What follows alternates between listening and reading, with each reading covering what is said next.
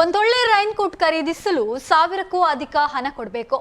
2000ಕ್ಕೂ ಹೆಚ್ಚಿನ ದರದ ರೈನ್ ಕೋಟ್ಗಳು ಕೂಡ ಇವೆ. ದುಬಾರಿ ಹಣ ಕೊಟ್ಟರು ವರ್ಷಗಟ್ಟಲೆ ಬಾಳಿಕೆ ಬರ್ತದೆ ಎಂಬ ಯಾವ ಗ್ಯಾರಂಟಿ ಕೂಡ ಇಲ್ಲ. 1000 ಕೊಟ್ಟ ರೈನ್ ಕೋಟ್ ಕೂಡ ಒಂದೇ ಮಳೆಗೆ ನೀರು ಒಳಗೆ ಎಂಬಂತಾಗುವುದು ಇದೆ. ಕಳೆದ 2-3 ವರ್ಷಗಳಿಂದ ಅಗ್ಗದ ರೈನ್ ಕೋಟ್ ಒಂದು ಹೊಸ ಟ್ರೆಂಡ್ ಸೃಷ್ಟಿಸಿದೆ.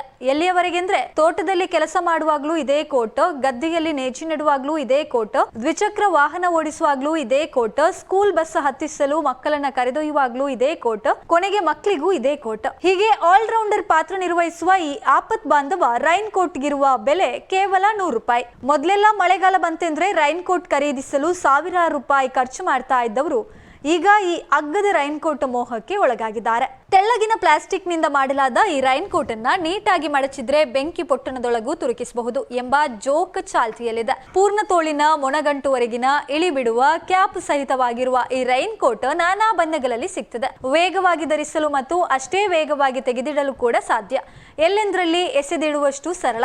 ಮೈ ಮೇಲೆ ರೈನ್ ಕೋಟ್ ಇದೆ ಎಂದೇ ಗೊತ್ತಾಗದಷ್ಟು ಹಗುರ. ಒಂದೇ ವಾಕ್ಯದಲ್ಲಿ ಹೇಳೋದಾದ್ರೆ ರಫ್ ಯೂಸ್ ಮಾಡಲು ಹೇಳಿ ಮಾಡಿಸಿದ ರೈನ್ ಕೋಟ್. ಎಲ್ಲಾ ಗುಣಕ್ಕೂ ಕಿರೀಟಪ್ರಾಯವು ಎಂಬಂತೆ ಕೈಗೆಟಕುವ ಬೆಲೆ. ಈ ಎಲ್ಲಾ ಕಾರಣದಿಂದ ಜನ ಅಗ್ಗದ ರೈನ್ ಕೋಟ್ಗಳತ್ತ ಮಾರು ಹೋಗಿದ್ದು ಹಳ್ಳಿಯಿಂದ ಹಿಡಿದು ಪೇಟೆಯವರೆಗೆ ಎಲ್ಲಾ ಕಡೆ ಸಿಗ್ತದೆ. ಮಳೆ ಬರ್ತಾ ಇರುವಾಗ ನೀವು ರಸ್ತೆಯಲ್ಲೊಮ್ಮೆ ಸಾಗಿದ್ರೆ 90% ದ್ವಿಚಕ್ರ ವಾಹನ ಸವಾರರು ಇದೇ ಕೋಟ್ ಹಾಕಿಕೊಂಡಿರುವಂತದ್ದು ಗೋಚರಿಸ್ತದೆ.